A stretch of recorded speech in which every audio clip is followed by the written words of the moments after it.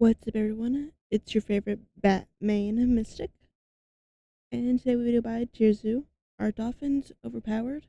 It's also a whale tier list. So let's get into it and see which one is truly better, I guess. Dolphins are pretty smart, but they're also very interesting to pufferfish and humans and other things. So let's get right into it. Check out the video down below, like and subscribe, all that good stuff. And yeah. This episode was sponsored by Wix. Ooh. Dun, dun, dun. What game is that? The Cetacean class is one of the most powerful build types in the history of the game. Cetacean. Some of the most broken abilities and some of the most powerful stats can be accessed by playing this build. Ooh. When it comes to the Marine server, Cetaceans boast some of the highest intelligence and HP stats possible, and they're relatively new to the competitive scene. The story of the Cetaceans' rise to power is perhaps one of the most unique stories in the entire history of the game. The Cetacean build began when some low-level mammal players tried to create a mammalian version of the crocodile build. It didn't work very well catching players on the shore, and because warm-blooded builds have a higher food cost, this was especially problematic. But this build was surprisingly effective at catching fish in the water, due to their high aquatic agility. And so they basically just kept spending evolution points buffing traits related to hunting fish, until eventually they reallocated just about all of their land-based ability skill points to aquatic ones. It wasn't long before the seas were dominated by cetacean players, both of the smaller, more agile variety, and of the new giant powerhouse variety. Skipping forward to today, we've got a multitude of powerful cetacean builds occupying different roles within the meta. So as always, let's delve into the different variations of the cetacean class and rank them on a tier list. Now, I'm happy to say that I'm gonna have to start pretty high up on the tier list when rating cetaceans. Really? There aren't any I could even consider at or below average. All of them are at least B tier. Really? But yeah, starting in B tier, we have the two cetacean builds that are specifically adapted to the Arctic server, the Beluga and the Narwhal. So the Beluga and the Narwhal both made sacrifices to mobility in order to gain the cold resistance perk that they needed in order to survive the Arctic server. On top of the typical choice to put points into blubber, Belugas and Narwhals both also opted to cut the dorsal fin perk, which lowers their overall agility in the water but helps conserve heat. Both also made significant sacrifices to their vision, but luckily for them, cetaceans have access to one of the most overpowered abilities in the entire game, echolocation. Only a few classes have unlocked this ability: cetaceans, bats, eagles, and a few others. And it lets them entirely negate the stealth abilities of other players. If you're playing as a fish, crustacean, or cephalopod, and you hear this sound, know that you've been detected and will need to either take cover or prepare to fight. This ability also helps them detect locations where they can resurface to breathe, since a big danger of the whale's playstyle of living down under the ice is being unable to find an opening in the ice where they can come up for air. In the case of the narwhal, their tusk does grant them bonus damage and a pretty powerful intimidation buff, but honestly they don't really need this. They're already quite well suited to taking out fish players. But the extra attack range certainly doesn't hurt. The only reason I rate these builds as lower than other cetaceans is because the other builds are more versatile in the servers that they can play on, rather than limiting themselves only to the Arctic. At the top end of B tier, we have the Boto, a smaller cetacean build specifically adapted for the Amazon River. This build is special because it puts the maximum amount of evolution points into the echolocation skill. Is that the Along its snout are whiskers that buff the accuracy of echolocation's target locating effect. This offsets the near total blindness of the Boto.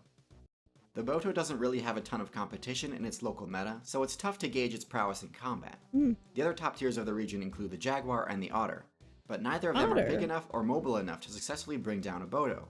It'd be a lot easier to place them if they had to contend with crocodiles and sharks for control of the rivers. But the one thing that I can say is that one of the cetacean's other big weaknesses is particularly bad for the Boto. Cetaceans lack a sense of smell, and this leaves them particularly vulnerable to pollution.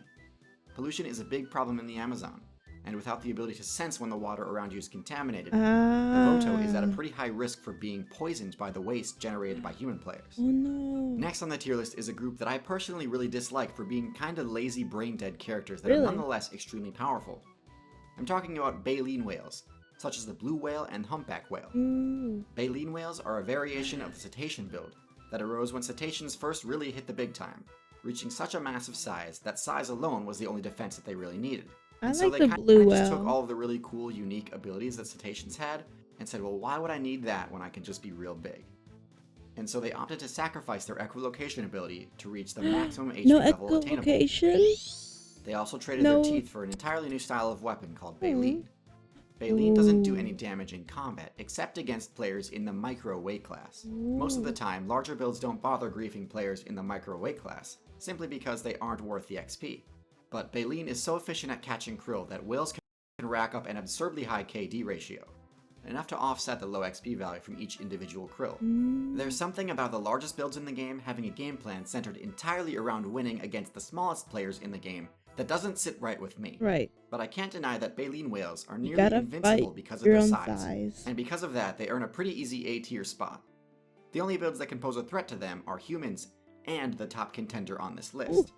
But this isn't to say that you can't make the giant style build work while still retaining what makes the cetacean build interesting. The sperm whale retains all the awesome cetacean abilities and has some pretty powerful stats to back it up. And And it a funny uses them name. to fight against some of the most powerful opponents in the entire ocean server, the giant squid. Sperm whales have mastered the giant squid matchup, and despite the squid's claws, beak, and superior mobility, the whale wins almost every time. That's it for A tier, but we've still got the top tier left. First, we've got the best intelligence build in the entire ocean server, the bottlenose dolphin. Oh. They're by far the most widespread and numerous Is cetacean that like build, the regular? and it's no surprise why dolphin? so many players chose the dolphin as their main. Even though they didn't spec into the baleen trade, they can still catch a huge amount of small fish by using their intelligence and team strategies to set traps, meaning that a coordinated assault by a group of dolphin mains can easily mean game over for entire schools of fish. Right. Dolphins have great matchups against the other top tiers of the ocean meta, like the octopus and shark. Their echolocation completely negates the otherwise undetectable stealth that octopi have in their shapeshift ability. They're pretty much defenseless once detected, as even their ink cloud ability doesn't counter the dolphin's sonar. Really? Sharks are a different story. Sharks are perhaps the one being with an even more powerful sensory ability than dolphins. Electroreception allows them to sense any movement made by a nearby player, and works in a full 360-degree circle around them, not just directly in front like sonar does. So I you'd wish think mine sharks was would be a that huge good. problem for dolphin players, and one-on-one they certainly are, especially since dolphins don't really have any powerful offensive moves. But because of the dolphin's intelligence, they know exactly where to hit a shark in order to deal maximum damage, the gills. A few good head bashes to the gills is enough to turn the tide of battle pretty quickly against them.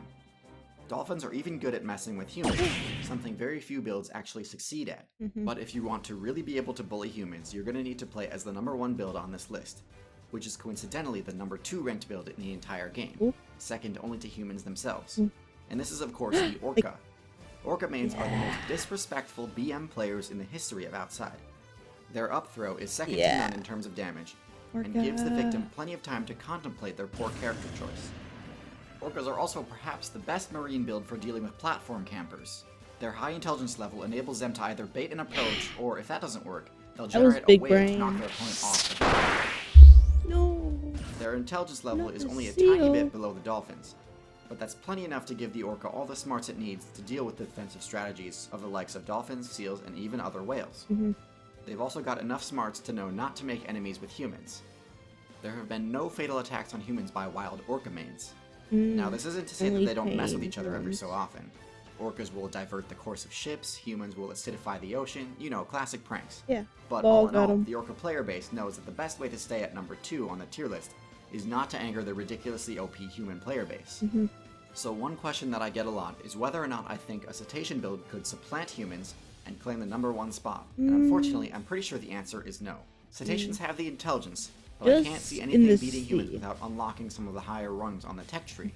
And unfortunately, these are basically unreachable without control of fire, and also eventually control of electricity. Right. Both of which are pretty much impossible to unlock through gameplay on the marine servers. Unfortunately. They'd also need to put some points into dexterity so that they could actually use tools. This is also really difficult because if they just traded their fins for hands, they'd lose too much mobility to be able to catch fish. Right. They may not be able to build their own civilizations, That looks but they cursed. still might be able to build a website using Wix because of how easy they make the design process. Right. Wix is a website builder that's so intuitive that even if something else, Wix is definitely the way to go. I actually had a ton of fun tinkering around with all of the options, and I think you will too. So if you want to build a professional looking website, head on over to wix.com/go/TierZoo or click the link in the description to get started. Thanks for watching, and thanks especially to my patrons on Patreon, both for supporting me and for suggesting this video. Check out my Patreon if you would like to see my videos early or some videos from my other channels uncut or early. And until next time, bye bye.